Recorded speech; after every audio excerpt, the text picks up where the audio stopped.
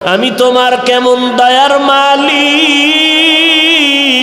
আমি তোমার কেমন রব। রুহুটা আসার পরে তোমার ক্ষুধার যখন উদ্বেগ হলো পেটের মধ্যে, আমি আল্লাহ মুখ দিয়া খানা ঢুকাই নাই, মায়ের নাভির সাথে তোমার নাভিতে তার লাগাইয়া খানার আয়োজন করে দিলাম। ও বান্দা, তোমাকে আমি প্যাকেটের মধ্যে প্যাকেট করে করে আটকাইয়া রাখলাম। দুনিয়াতে আসার আগেই তোমার মায়ের বুকে খানার আয়োজন করে দিলাম। আমি আল্লাহ পাক রব্বুল আলামিন তোমার চাহিদা পূরণের জন্য চাওয়ার আগে সব আমি ব্যবস্থা করে দিলাম। এরে বান্দা, দুনিয়াতে আসার পরে তুই দাঁড়াইতে পারবি না, বসতে পারবি না, কথা বলতে পারবি না, কিন্তু ক্ষুধা লাগবে। ক্ষুধা নিবারণের জন্য আমি খানার আয়োজন করে দিলাম। আমার বাচ্চা ছোট, মা ওর খানার জন্য সুজি পাকায়, দুধ দেয়, পানি দিয়া কত গরম লাগায়, লবণ লাগায়, আবার ওই গরম সুজিটাকে আধা ঘন্টা ঠান্ডা করে এরপরে 2-4 চামচ বাচ্চাটারে সুজি দেয়। দীর্ঘ টাইম ওই সুজি রাখার পরে ফেলে দেয়, খারাপ হয়ে গেল। এই সুজি আর বাচ্চার পেটের মধ্যে দেয়া যাবে না। আল্লাহ পাক রব্বুল আলামিন বলেন, এরে গোলাম, আমি তোরে কেমন আদর করে তৈরি করেছি, আমি তোর মায়ের বুকে এমন খানার আয়োজন করে দিলাম। চিনিরও কোনো প্রয়োজন হবে না, লবণেরও প্রয়োজন হবে না, পানির প্রয়োজন হবে না, গরমের প্রয়োজন হবে না, ঠান্ডা করার প্রয়োজন হবে না। আমি আল্লাহ পাক রব্বুল আলামিন তোমার জন্য এমন সুন্দর দুধের ব্যবস্থা করে দিলাম। ও বান্দা, আমি আল্লাহ এর বিনিময়ে তোমার হাঁটার সময় মতো হাঁটার ব্যবস্থা করে দিলাম। তোমার দুনিয়াতে চলার জন্য আমি আল্লাহ দাঁত দেই নাই। তোমার মা বাবা তোমার আমার কাছে কোনোদিন আবদার জানায় না, আল্লাহ সন্তান দিলা, দাঁত দিলা না কেন, তাড়াতাড়ি দাঁত দাও, কোনোদিন মা বাবায় বলে নাই। আমি আল্লাহ সময় মতো চাহিদা পূরণের আগেই, আমি আল্লাহ চাওয়ার আগেই দাঁতের ব্যবস্থা করে দিলাম। ও বান্দা, তোমার ঘুমের জন্য আরামের রাতের আয়োজন করে দিলাম। আলাম নাজালিল আরদা মিহাদা ওয়াল জিবালা আওতাদা ওয়া জাআলনাল লাইলা লিবাসা ওয়া জাআলনান নাহারা মাআশা। আমি আল্লাহ তোমার রাত পোশাক বানায় দিলাম, আরামে ঘুমাও। দুনিয়ার সমস্ত স্বাস্থ্য বিজ্ঞানীরা একমত, মানুষের জন্য রাতের ঘুম হলো শরীরের মহা ঔষধ। আজ আমার কলিজার যুবকের, বৃদ্ধ, ছোট বড়, মা বাবা সবার ঘুম, রাতের ঘুমটাকে নষ্ট করে জীবনের বিপর্যয় টেনে আনলো একমাত্র গজবের মোবাইল। हकीकत से तू दुनिया बेखबर है, दुनिया की नुमाइश पर नजर है। नमी गुयाम के आज दुनिया जुदा बाश, बहर कारे के बाशी बा खुदा बाश। चिस्ते दुनिया आज खुदा गाफिल बुदन, नए कमाशो नुकरा हो फरजिंदोजान। এরে নবীর উম্মতেরা, আল্লাহ পাক রব্বুল আলামিন বলেন, এরে বান্দা, তোর যা প্রয়োজন সব আমি চাওয়ার আগে ব্যবস্থা করে দিলাম। আমি আল্লাহ পাক রব্বুল আলামিন। তুই মাকে বলতে পারো না, মা আমার ক্ষুধা লাগছে, খানা দাও, আমার ঠান্ডা লাগতেছে, তাড়াতাড়ি কাঁথা দাও, আমার গরম লাগতেছে, বাতাসের ব্যবস্থা করো। আমি আল্লাহ সব কিছুর ব্যবস্থা তোর শুধু কান্নার আওয়াজের মধ্যে করে দিলাম। তোর কান্নার ভিতরে এমন একটা রাডার মায়ের মধ্যে আমি রেখে দিলাম। ও সন্তান, তোর কান্না দ্বারা মা বুঝতে পারবে কখন কি প্রয়োজন হবে। আমি আল্লাহ সব ব্যবস্থা করার একটাই মাত্র কারণ, ওয়ামা খালাকতুল জিন্না ওয়াল ইনসা ইল্লা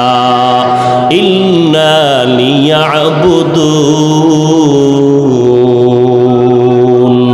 মা খালাকতুল জিন্না ওয়াল ইনসি বাখা, জুজ ইবাদত নিস্তে মাকসুদ আজ্জাহা। আল্লাহর ইবাদত, এটাই আমার জীবনের বড় কাজ। ব্যবসা করাটাও ইবাদত, কারণ আমার নবী নিজেই ব্যবসা করেছেন। ও চাকরিজীবীরা, চাকরি করো ইবাদত। আমার নবীও চাকরি করেছেন। নবীর তরিকায় ব্যবসা করো ইবাদত। নবীর তরিকায় তুমি বান্দা চাকরি করো ইবাদত। ইবাদত করতে গেলে অনেক মানুষ মনে করে আমরা স্বাধীনতা হারায় ফেলব, আমরা বন্দি খাঁচায় আটকায় যাব। এরে যুবক,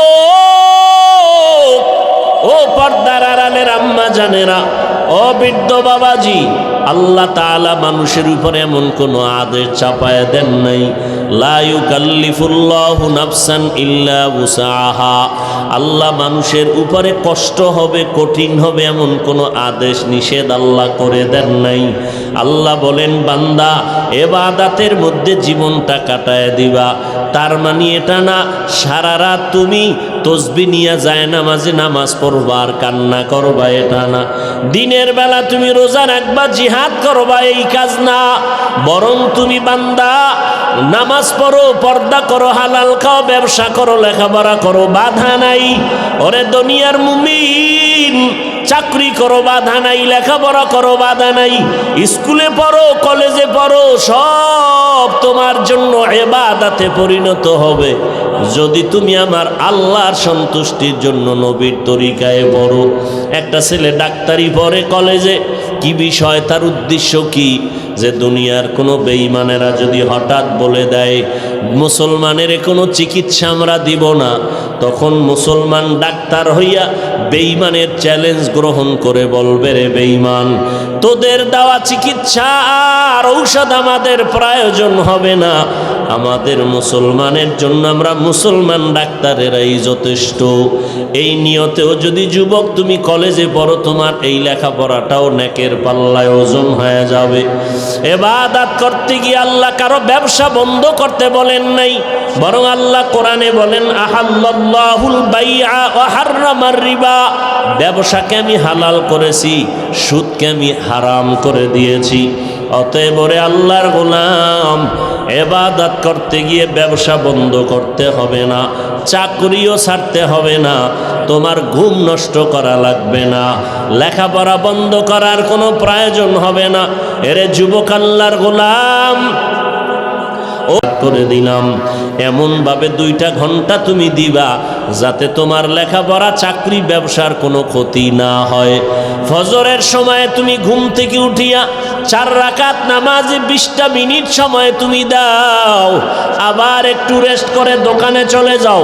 20 মিনিট সময় দিয়েছো, এবার দোকানদারি করে আবার দীর্ঘ টাইম দোকানদারি করে দুপুর হয়ে গেল, দোকানটা বন্ধ করে গোসল করো, খানা খাও, 10 রাকাত নামাজে আবার 20 মিনিট সময় দাও। এই 20 মিনিট সময় দিয়ে 10 রাকাত নামাজ পড়ো, আবার একটু রেস্ট নিয়ে তুমি দোকানের মধ্যে যাও, চাকরির জায়গায় চলে যাও, আবার আসরের টাইমে একটু রেস্ট নিয়া আধা ঘন্টা টাইমের জন্য রেস্ট নিয়ে 20 মিনিটে 4 রাকাত আসরের নামাজ পড়ো, আবার তুমি দোকানে চলে যাও, আবার একটু মাগরিবের সময় 20টা মিনিট সময় দিয়া 5 রাকাত নামাজ আদায় করে নাও, আবার দোকানে চলে যাও, আবার এশার সময় তুমি 20 মিনিট সময় লাগাইয়া 9 রাকাত নামাজ আদায় করে এবার ঘরে যাও, স্ত্রীর হক, সন্তানের হক আদায় করে ঘুমাও। পয়গম্বর বলেন, এশার নামাজ পড়ে যারা বাস বিছানায় ঘুমাইয়া গেছো, আবার ফজরের নামাজ উঠিয়া যারা আদায় করেছো, ঘুমের মধ্যে যত সময় কাটাইলা ওই সময়টাও নেকের পাল্লায় ওজন দেওয়া হবে।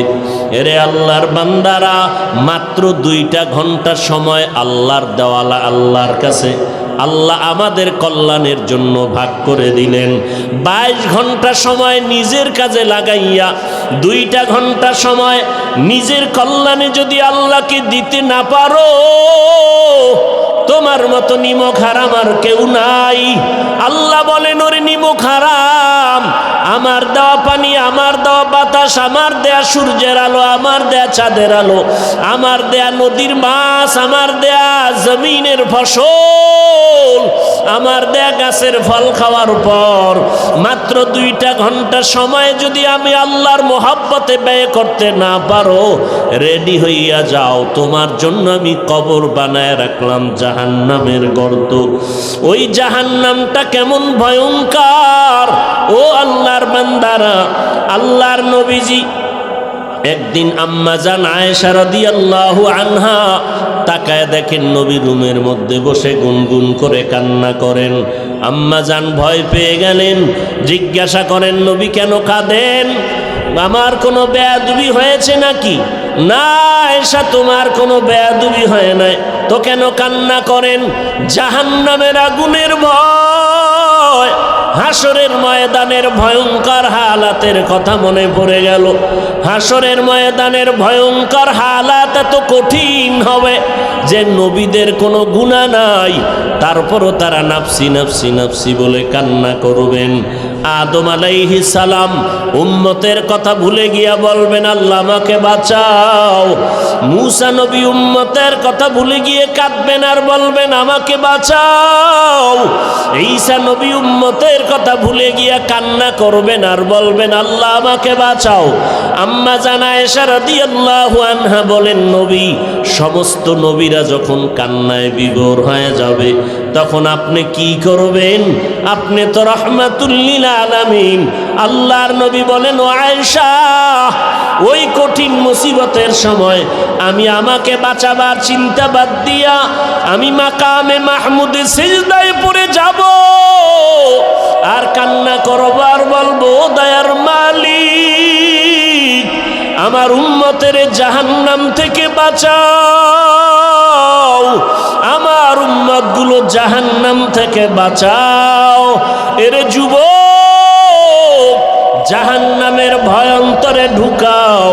আল্লাহর কোরআনে জাহান্নামের বয়ানের অভাব নাই। ওয়াইলুল লিকুল্লি হুমাযাতিল লুমাযাহ আল্লাযী জামাআ মালান ওয়া আদ্দাদা ইয়াহসাবু আন্না মালাহু আখলাদা কাল্লা লা ইউনবাযান্না ফিল হুতামা ওয়া মা আদরাকা মাল হুতামা নারুল্লাহিল মুকাদা। আজকে সম্পদের পেছনে পড়ে আল্লাহকে ভুলে গেছো, আজকে টাকার পেছনে পড়ে আল্লাহকে ভুলে গেছো। আলহাকুমুত তাকাসুরু হাত্তা যুরতুমুল মাকাবির। কোথায় ভাগিয়া যাবি রে মুমিন? এই দুনিয়ার বড় বড় বেঈমান বাহাদুর নমরুদ সাদ্দাত কারুন ফেরাউন পালায়ে যেতে পারে নাই। আল্লাহ পাক এত দয়ার মালিক, হাজারো অন্যায় করার পরেও আল্লাহ বেজার না। আল্লাহ তাওবার দরওয়াজা দিয়ে ডাকে বান্দা আয়, জীবনে যত অন্যায় করেছো আমার দরবারে ক্ষমা চাও চোখের পানি ছেড়ে। আল্লাহকে যদি বলতে পারো দয়ার মালিক, হায়াতের মালিক আল্লাহ, রিজিকের মালিক আল্লাহ, ইজ্জতের মালিক আল্লাহ, যদি আল্লাহকে বিনয়ের সাথে বলতে পারো আল্লাহ জীবনে আর নামাজ ছাড়বো না, বেপরদায় চলবো না, যত অন্যায় করেছি মাফ করে দাও, আল্লাহ সাথে সাথে তোমার জীবনের সমস্ত গুনাহগুলো মাফ করে দিবেন। ও পর্দার আড়ালের আম্মা জানেরা, ও বৃদ্ধ বাবাজিরা, ও যুবকেরা, তোমার আমার মতো কত যুবক স্কুল কলেজে পড়িয়াও নামাজ ছাড়ে না, দাড়ি কাটে না, অভাব নাই। তোমার মনটাকে বুঝাও, তুমি কেন পারো না? আল্লাহ কি তোমার উপরে বেজার, নাকি তোমার মা বাবার বরদোয়া কপালে লেগে গেল? তোমার আমার মতো কত বান্দা চাকরি করে, ব্যবসা করে, নামাজ পড়ে, দাড়িওয়ালা, অভাব নাই। নিজেকে প্রশ্ন করো, তুমি কেন পারবা না রে বাবা? মুসলমান, তুমি নবীর মানো, আল্লাহ মানো, কোরআন মানো, হাদিস মানো, কাবা মানো, আজকে এত বয়ানের পরেও কেন তোমার অন্তর নরম হয় না? আমিও মুসলমান, তুমিও মুসলমান, আজকে তোমার টুপি মাথায় দিতে লজ্জা লাগে আর আমি টুপি খুলতে লজ্জা লাগে, তোমার দাড়ি রাখতে লজ্জা লাগে আর আমার দাড়ি কাটতে বড় লজ্জা লাগে। তোমার বেপর্দায় চলতে ভালো লাগে, পর্দা করতে লজ্জা লাগে, আর আমাদের বেপর্দায় চলতে বড় লজ্জা লাগে। তুমিও মানুষ, আমিও মানুষ, তুমিও আল্লাহর গোলাম, আমিও আল্লাহর গোলাম। আসলে তোমার মরণের ভয় নাই। কয়দিন আর বাঁচবারে যুবক, ওই মরণের কথা স্মরণ করে এখনো তওবা করে নাও। মনে মনে আল্লাহকে ডাকো আর বলো, হে মালিক, জীবনে শয়তানের ধোকায় পড়ে বহু অন্যায় করেছি রে আল্লাহ, কেউ আমার গুনার খবর জানে না, আমার মা বাবা আপনজন কেউ জানে না, তুমি জানো। আজকে থেকে তওবা করে নিলাম, নামাজ ছাড়বো না, বেপরদায় চলবো না, তোমার ইবাদতে জীবনটা কাটায় দিব, নবীর তরিকা মতে চলবো, দেশ ও জাতির বিরুদ্ধে ষড়যন্ত্র করব না, মা বাবার দোয়া নিয়ে চলবো, উলামায়ে কেরামের পরামর্শ নিয়ে নবীর তরিকা মতে আমল করব। আল্লাহর কাছে যদি তওবা করার মতো করতে পারো, জীবনের সব গুনাহ আল্লাহ এক তওবার বিনিময়ে মাফ করে দিবেন। আল্লাহর কাছে মনে মনে বলো, আল্লাহ জীবনের খাঁটি তওবা করিয়া নেক আমল নিয়ে কবরে যাওয়ার তৌফিক দান করেন, আমিন। ইমামুল আউয়ালিন আল আখিরিন, ইমামুল أولين الآخرين بهر صدقة رحمة للعالمين سيد الكونين ختم المرسلين آخر آمد بود فخر الأولين شد وجوداش رحمة للعالمين মসজিদে উশুদ হামারো এ জমিন। রহমাতুল লিল আলামিন এমন এক আদর্শ নিয়ে পৃথিবীতে আগমন করেছিলেন, যে সময় মক্কার মানুষ ছিল সৃষ্টির নিকৃষ্ট নাপাক। মক্কার মানুষের মতো দুশ্চরিত্রবান মানুষ জমিনে আর কোথাও ছিল না। রহমাতুল লিল আলামিনের আদর্শ যখন আসলো, আর আদর্শ যখন যারা গ্রহণ করলো, তারা সারা দুনিয়াতে দামি হয়ে গেল। এমন দামি, আল্লাহ পাক রব্বুল আলামিন 10 জন সাহাবার নামে জিন্দা অবস্থায় আল্লাহর নবীর মাধ্যমে জান্নাতের টিকিট পাঠিয়ে দিয়েছেন। তো আমাদের দুনিয়াতে একটাই কাজ, ইবাদত। ইবাদতের সীমানা, আমি যেখানে যাব, যা করব, প্রত্যেকটার মধ্যে ইবাদত। এমনকি আমি যদি ঘুমাই, ঘুমটাও হবে ইবাদত। আমি খানা খাই, ইবাদত। আমি খানা যদি নাও খাই, তাও হবে ইবাদত। তবে শর্ত হলো সব কিছু হতে হবে আল্লাহর জন্য, নবীজির তরিকায়। নবীজির তরিকায় আমি বাথরুমে যাব, তাও ইবাদত। নবীর তরিকায় খানা খাওয়াটাও ইবাদত, খানা না খাওয়াটাও ইবাদত। রমজান মাস চলে গেল,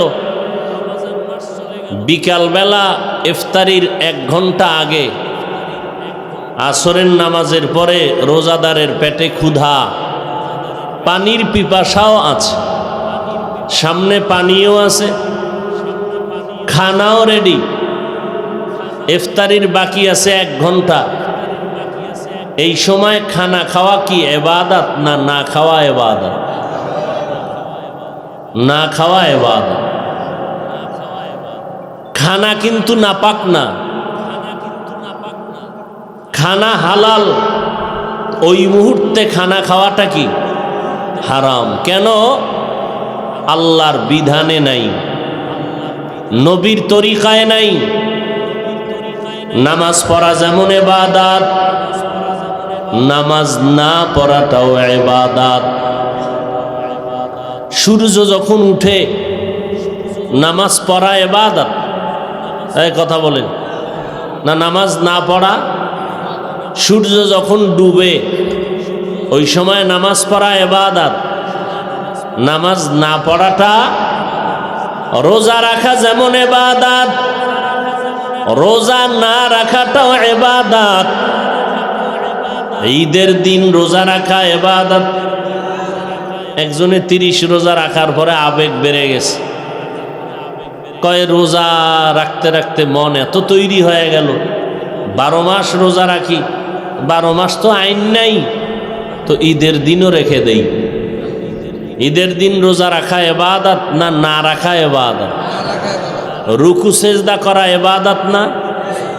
জানাজায় দাঁড়ায় রুকু দেওয়া, বলেন জানাজার সময় রুকু না দেওয়া, সেজদা না দেওয়া, কাদেরে কুদরত দারি বরকামাল আন্তা রব্বি আন্তা হাসবি জুল জালাল তুহি কাদের জলিলুল্লাহ জাহাদার বাহর হালে তুহি মেরা নিগাহদার। ইবাদতের জন্য আল্লাহ মানুষ আর জিন বানাইলেন।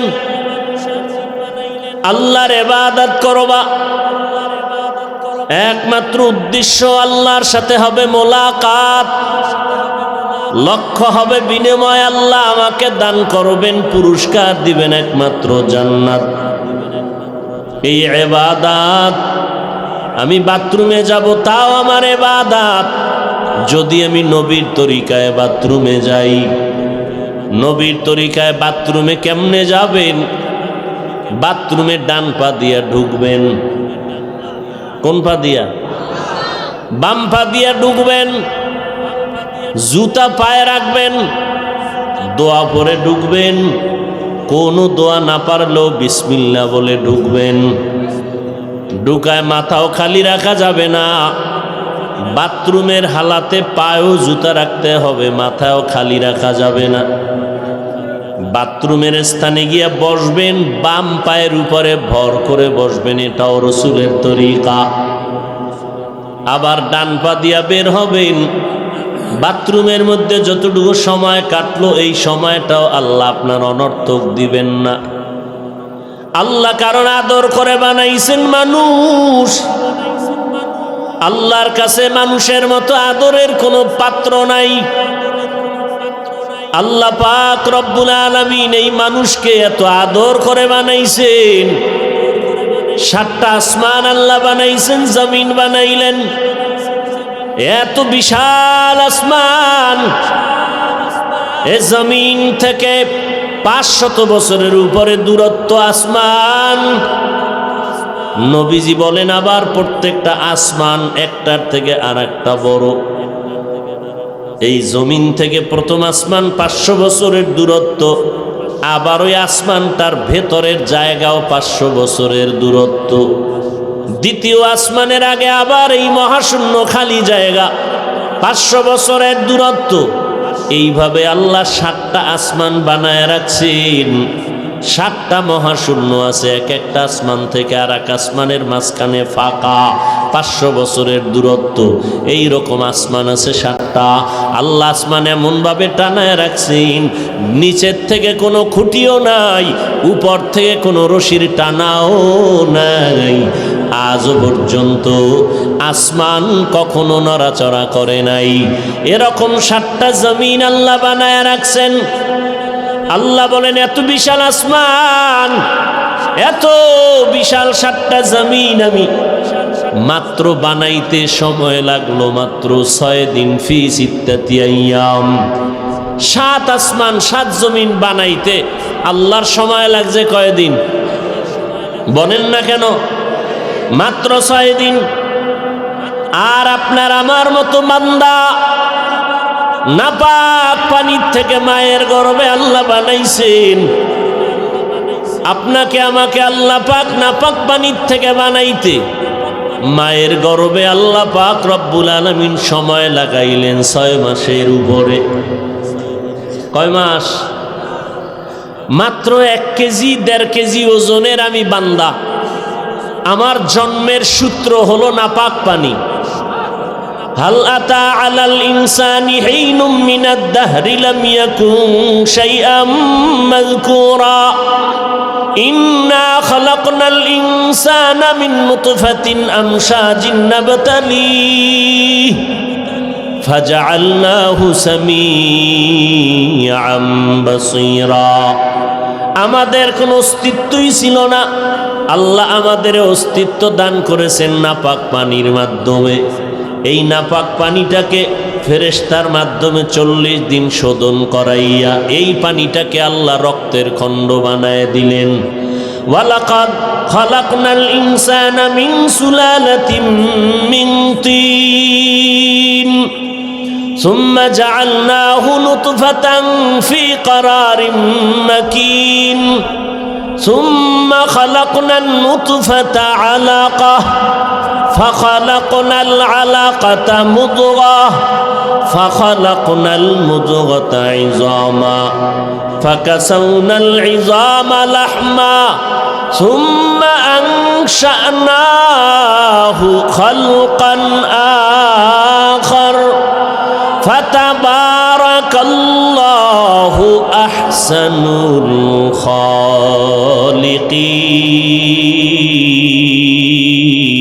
الخالقين। আল্লাহ তাআলা বলেন এই নাপাক পানিটাকে আমি রক্তের পিণ্ডতে পরিণত করে দিলাম, আবার 40 দিনের শোধনে এই রক্তকে গোশতের টুকরা, গোশতের উপরে আবার হাড্ডি দিলাম, আবার হাড্ডির উপরে গোশতের প্রলোভ দিয়া আমি আল্লাহ সুন্দর একটা মানুষের সুরতের স্ট্রাকচার তৈরি করে ফেললাম। এরপরে আমি আল্লাহ রূহ দান করলাম। ও বান্দা, আমি রূহ দেওয়ার পরেই তোমার নাড়াচাড়া শুরু হয়ে গেল।